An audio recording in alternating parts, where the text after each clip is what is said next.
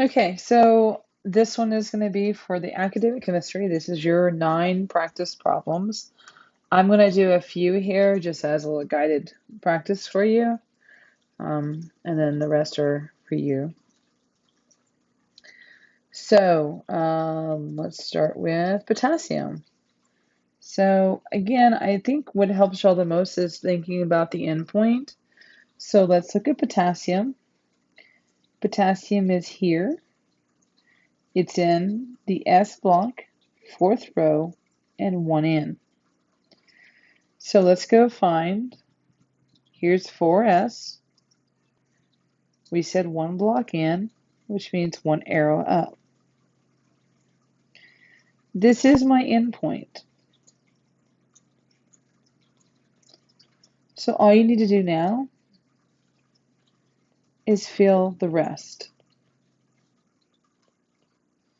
Now you might be thinking, why are you making us do all these arrows? And I did that incorrectly. It's because you are expected to recognize a properly filled electron configuration or an Aufbau diagram.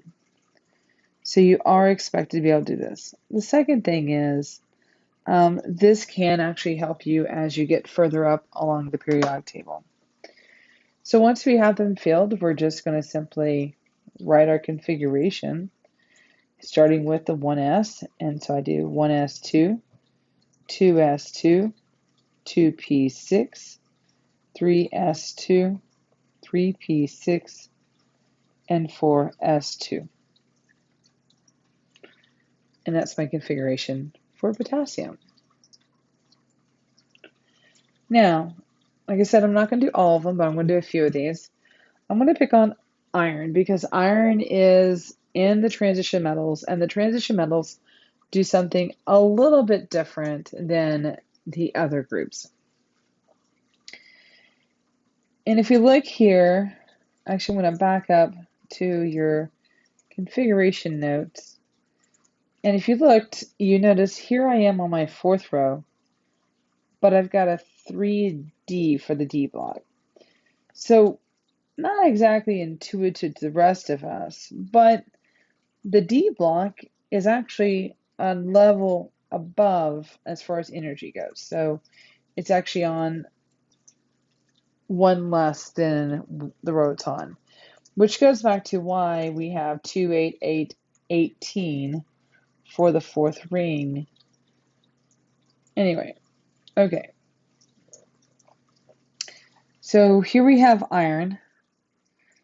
Here's iron right here.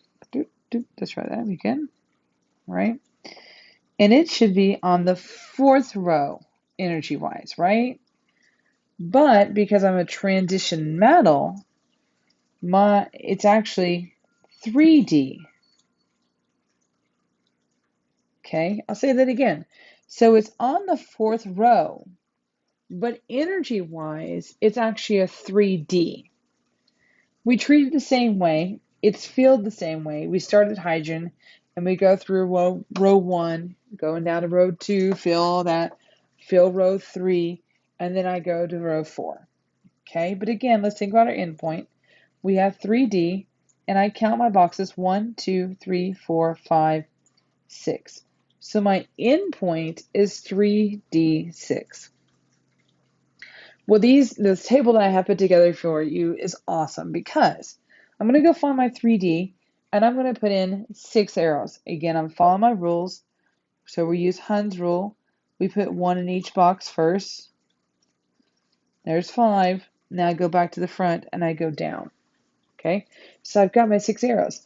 It's the same treatment. This is my endpoint, which means everything else below has got to be filled.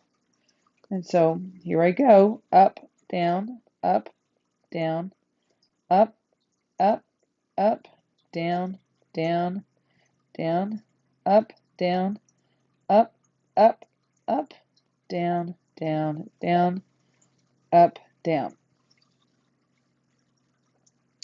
Now, what makes this chart even more awesome than what you think right now, which you're probably not thinking it's awesome, but notice it's color coded. So we're going to write based on the colors. So 1s2, 2s2, 2p6, 3s2, 3p6. Now I'm going to get the other orange, which is a 3d, so 3d6 and 4s2. So even though based on the periodic table, I filled 4s first, when I write my electron configuration, it's always in numerical order, and it's 1, 2, 3. I'm sorry, it's numerical order and it's SPDF.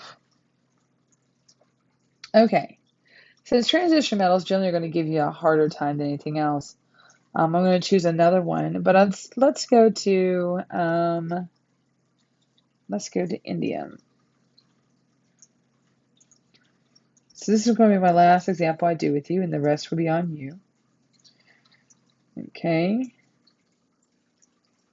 So indium is right here.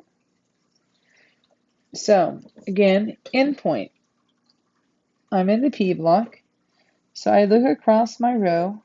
That's row 5, 5p1. That's my endpoint. So again, I find 5p and I put one electron in, which based on the alpha principle means everything below is filled. So I just put my arrows in, and then I'll write my configuration, and I'm done.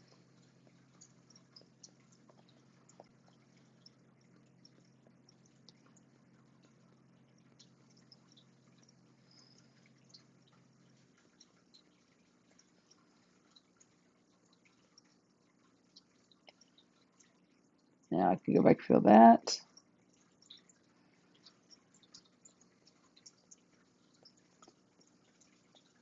Okay. Whew, got it. So now we need to write our configuration. Again, we're paying attention to the colors.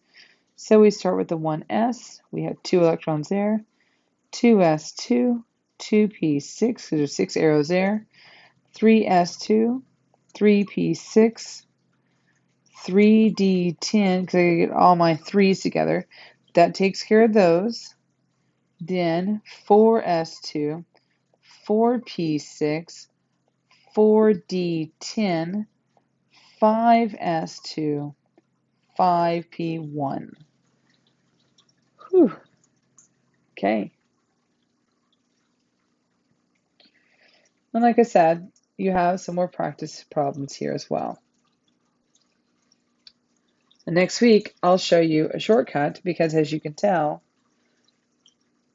we're starting to get up there on the periodic table. But I first want you to get down how to find your endpoint, how to fill your electrons, how to write the configuration. Okay? Keep practicing.